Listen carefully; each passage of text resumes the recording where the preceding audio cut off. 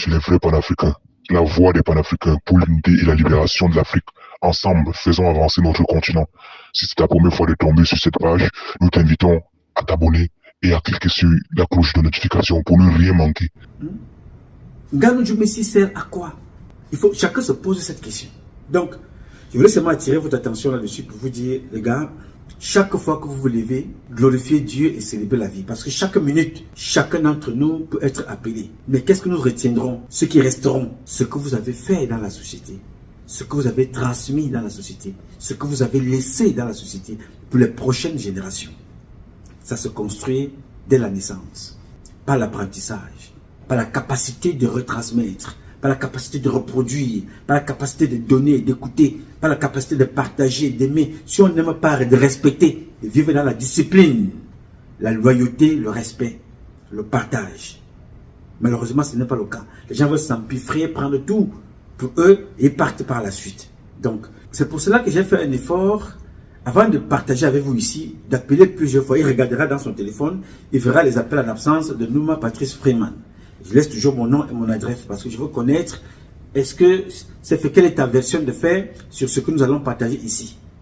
J'ai donc fait cette démarche-là. Malheureusement, comme je vous disais tantôt, il est très facile de communiquer avec Nti Zamba, le créateur, que de communiquer avec les membres du gouvernement du président Paul Biya.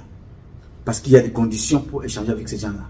Où il faut coucher, il faut devenir un enfant de course, un vendeur de sang, de saumon humain. On va t'utiliser pour tout et n'importe quoi. Parfois même ne pas répondre à ta demande, mais on t'aurait déjà utilisé au passage. Je ne l'ai donc pas eu au téléphone. J'ai quand même pris le temps ici de partager avec vous cette publication. Ce n'est pas mes recherches, c'est un document. Le commissaire, j'ai son nom, j'ai son adresse, j'ai son numéro de téléphone. Si quelqu'un n'est pas content de ce qui est écrit ici, le procureur de New York est là, la juridiction de New York est là, du Cameroun aussi, de France et la Cour pénale internationale. Chacun peut se plaindre et aussi se plaindre auprès de Dieu, et puis bon, justice sera faite. Bien, alors, ce n'est pas de cette dame-là qui est à l'entrée, à l'introduction que vous avez suivie, non, ce n'est pas d'elle qu'il s'agit, il s'agit d'une autre. Celle que vous avez vue à l'introduction s'appelle Michelle Thérèse Converse. Elle aussi, elle est même dans la même logique de la prostitution étatique. Je vais vous présenter ici, moi je ne suis pas là-bas, ça me trouve sur place. Le dossier des marchés fictifs qu'elle livre, qu'elle ne livre pas. Elle a construit une maison, waouh, parce que vous regardez seulement les maisons des parents de Chantal Biya. Je vais aussi vous montrer les maisons de ceux qui viennent derrière Paul Biya, qui abusent de son nom. Converse, que vous avez vu là, Michelle Thérèse Converse, une autre métisse Waya Waya. Elle est adjointe au maire des Ceux.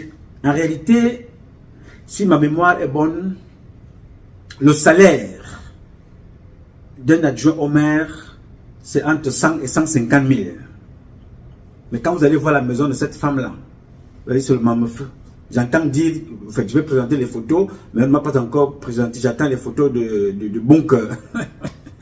une maison pas possible. Hein? À Monti. Elle est du côté de Monti. Hawaï. Là-bas. Ceux qui connaissent à Monti connaissent. Escalier à Hawaï. C'est là-bas que cette femme la vit. Madame Michelle Thérèse Converse. Son père était un blanc. Vous savez, Ngondoyulo, lui c'est un spécialiste aussi, il aime beaucoup les métis. Pas seulement, mais entre autres, il aime pas mal les métis. Celle-ci, elle est une femme qui gagne des marchés fictifs.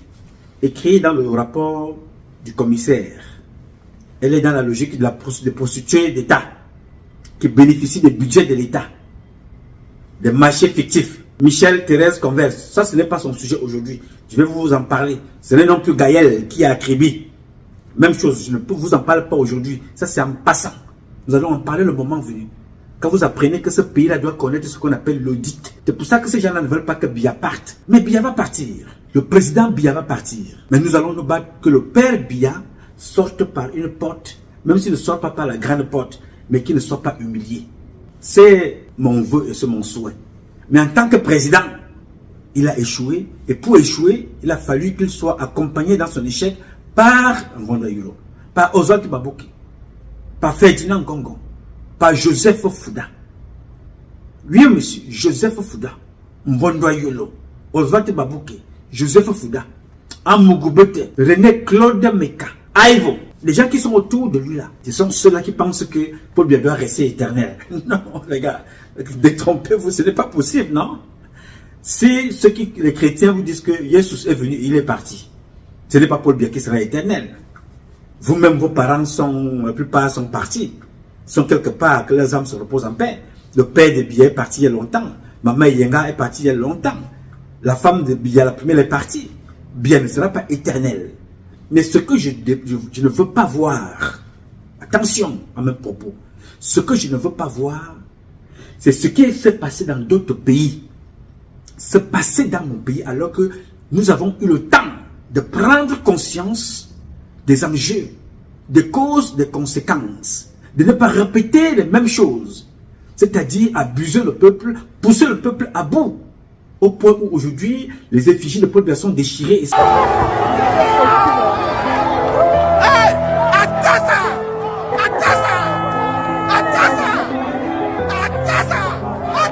Pense à toi, chaque lever de soleil.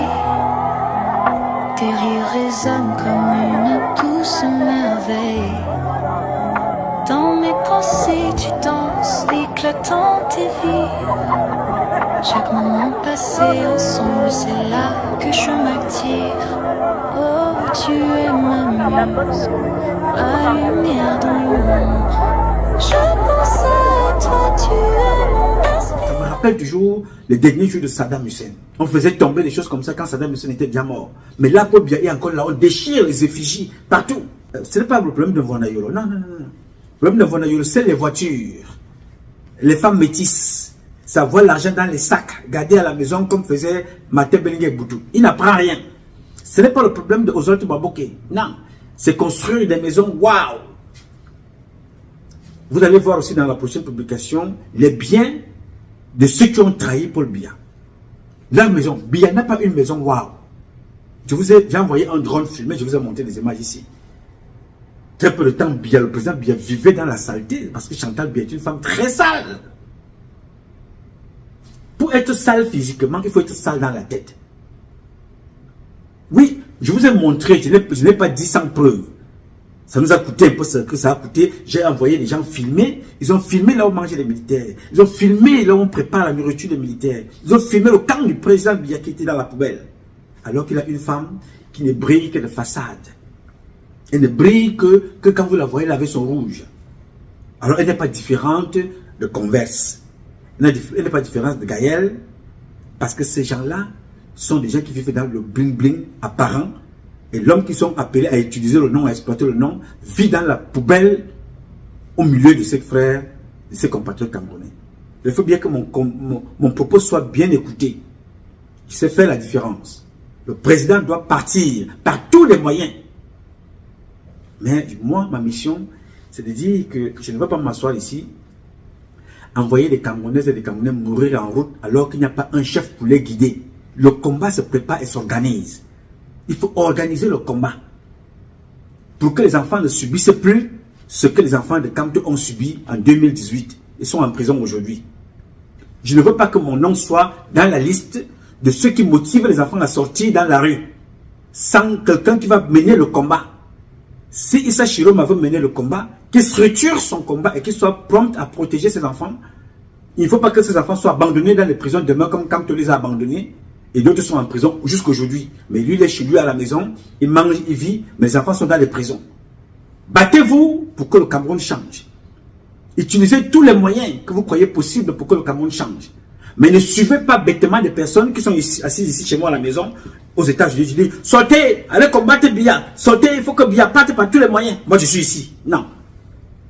Le jour où je vais vous dire ça, moi, je serai avec vous et je vous dirai, je suis là. Il y a trop de sang à couler, il faut que le mien coule aussi là-bas. Pour le moment, ceux qui vous ont dit ça en 2018, ils ont gagné, beaucoup ont gagné de l'argent, hein? Mais ils vous ont envoyé en prison. Mais Paul Biya est toujours là.